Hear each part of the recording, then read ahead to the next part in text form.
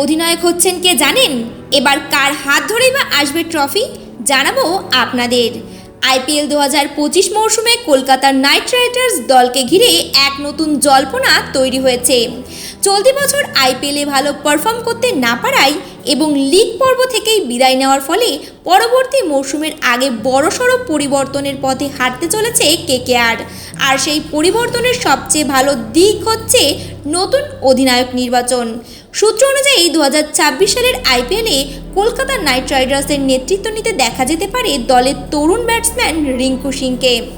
গতবার শ্রেয়স আইয়ারের নেতৃত্বে চ্যাম্পিয়ন হওয়া কেকেআর এবছর মেগা নিলামের পর কিছু নাটকীয় পরিবর্তনের মধ্যে দিয়ে যায়। শ্রেয়সকে দল থেকে ছেড়ে দেওয়ার পর দলের অধিনায়কত্বের ভার দেওয়া হয়েছিল অভিজ্ঞ ব্যাটসম্যান আজিঙ্কা রাহানের ওপর।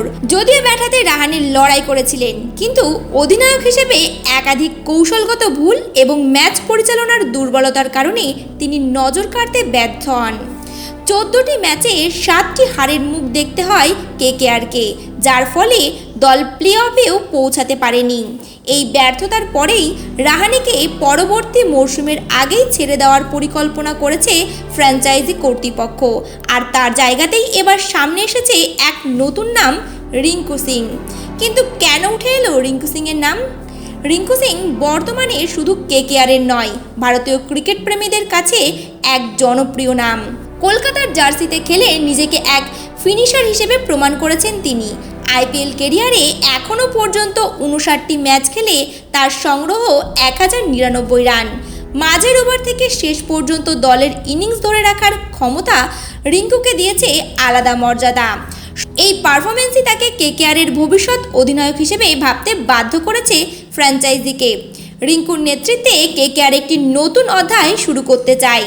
তরুণ ও উদ্যমী এই ব্যাটসম্যানের হাত ধরেই ভবিষ্যতের জন্য দলকে তৈরি করতে চাইছেন নাইট কর্মকর্তারা।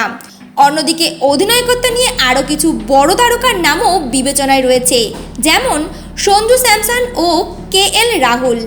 নাম এখনও চূড়ান্ত না হলেও সম্ভাব্য প্রার্থীদের মধ্যে আলোচনা শুরু হয়ে গেছে।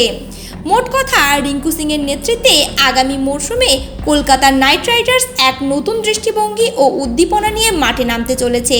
কেকেআর সবসময় তরুণ প্রতিভাদের সুযোগ দেওয়ার জন্য পরিচিত এবং রিঙ্কুর মতো একজন সাহসী, স্থির ও পরিশ্রমী ক্রিকেটারের হাতে দায়িত্ব তুলে দেওয়া মানে ভবিষ্যতের জন্য একটি বড় বিনিয়োগ। সত্যি যদি রিঙ্কু অধিনায়ক হন, তবে শুধু তার কেরিয়ারের নয়, কেকেআরের ইতিহাসেও এক নতুন অধ্যায়ের সূচনা হবে। এখন দেখার বিষয়, এই সাহসী সিদ্ধান্ত কেকেআরকে তাদের তৃতীয় ট্রফির পথে নিয়ে যেতে পারে কিনা।